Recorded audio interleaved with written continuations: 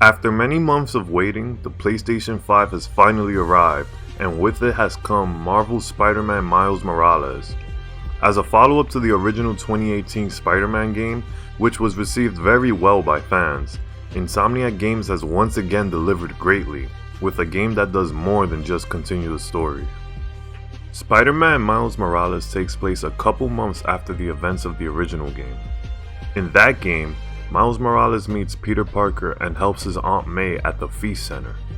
Eventually he finds out that Peter is Spider-Man and helps him, until Miles himself gets bitten by a radioactive spider and obtains spider powers.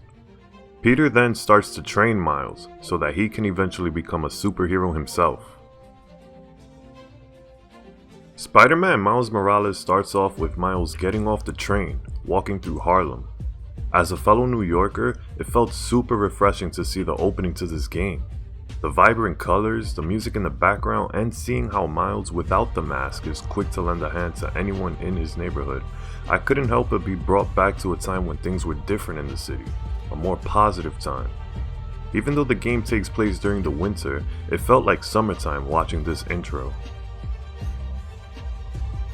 After getting a text from Peter, Miles suits up and the game smoothly transitions to him swinging through the city, giving the player control. Web swinging around the city feels great. Players can really feel the tug of the web through the haptic feedback of the PS5's new DualSense controller. Although swinging around and aerial movement is the same as in the original game, Miles does have his own beginner's form while he does it, since he is still new to swinging and everything that is being Spider-Man.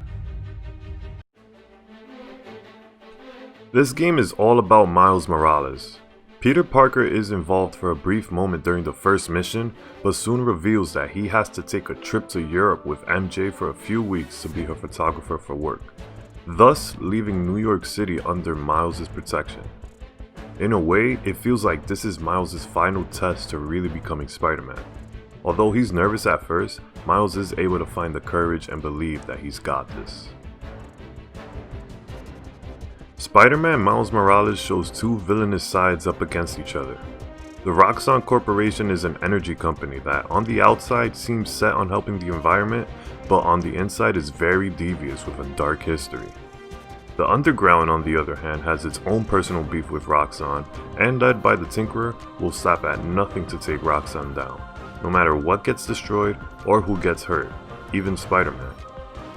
The Tinkerer works really well as a villain because of how extreme she is in achieving her goal, and yet to some degree still holds back a bit. She supplies the Underground with incredible high-tech weapons designed to tear apart anyone in their way. Lucky for Spider-Man, nothing suits up for him to handle. Combat in this game is mostly the same as the original. You fight with square, dodge with circle, and web zip with triangle. As you progress through the game, you can unlock skills that affect Spider-Man's defense and strengthen his moveset. Combo finishers are back and look amazing as ever. A new kind of attack exclusive to Miles Morales is his Venom Strike. Miles has electricity powers, referred to as Venom, and they pack a huge punch.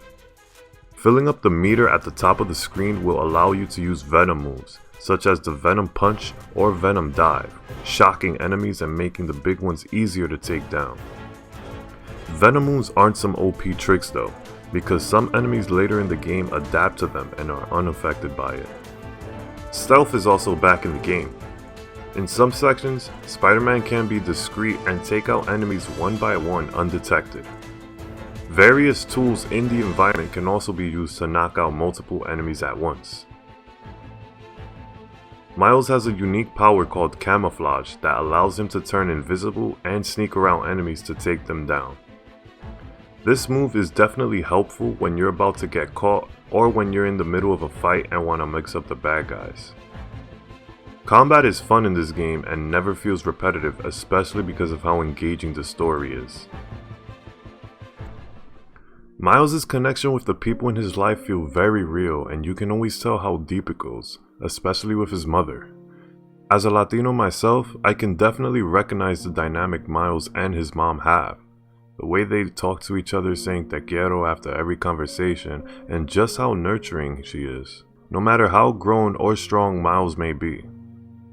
Genki, his best friend, is also a great character and is always in Miles' head telling him what's going on in the city and is the biggest hype man whenever it comes to Miles being Spider-Man.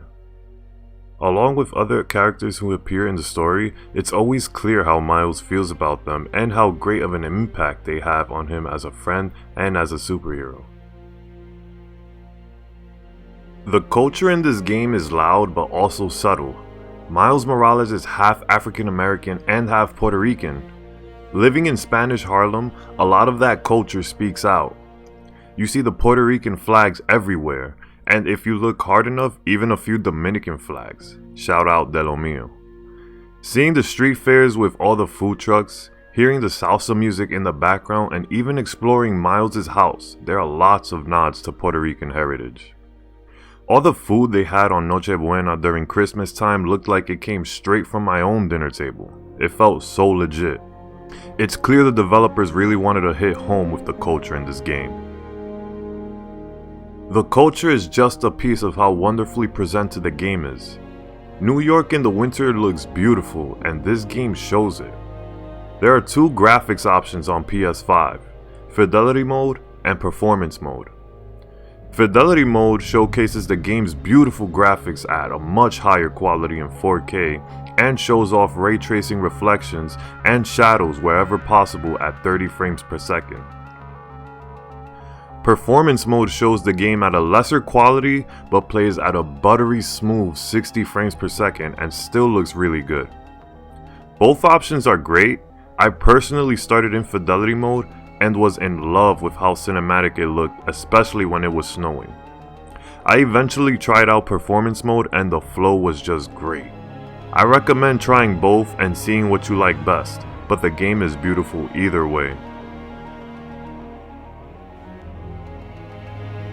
They've also recently added a mode called Performance RT Mode, which combines both previous modes to give you gameplay in 60 frames per second while also allowing ray tracing by sacrificing some resolution quality.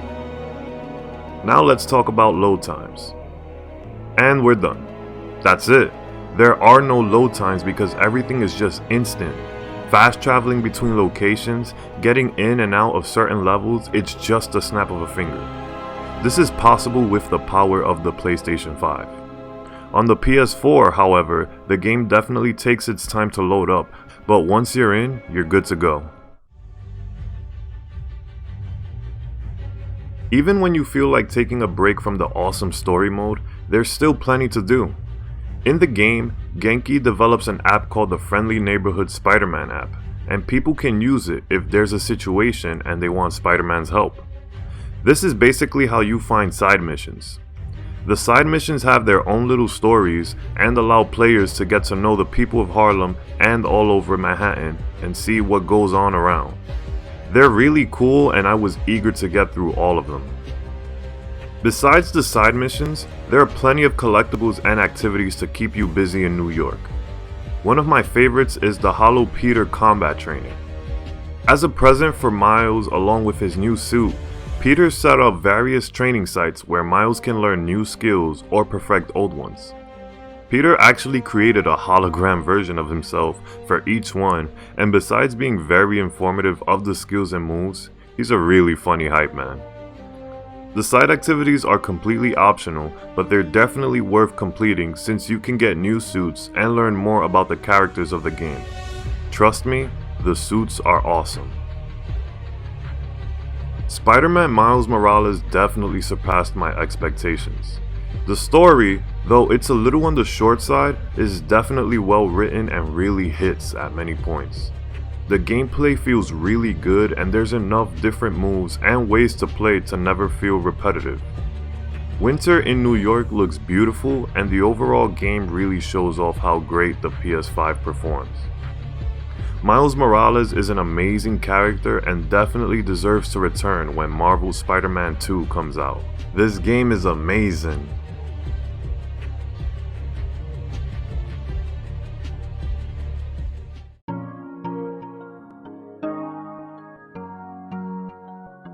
Sam's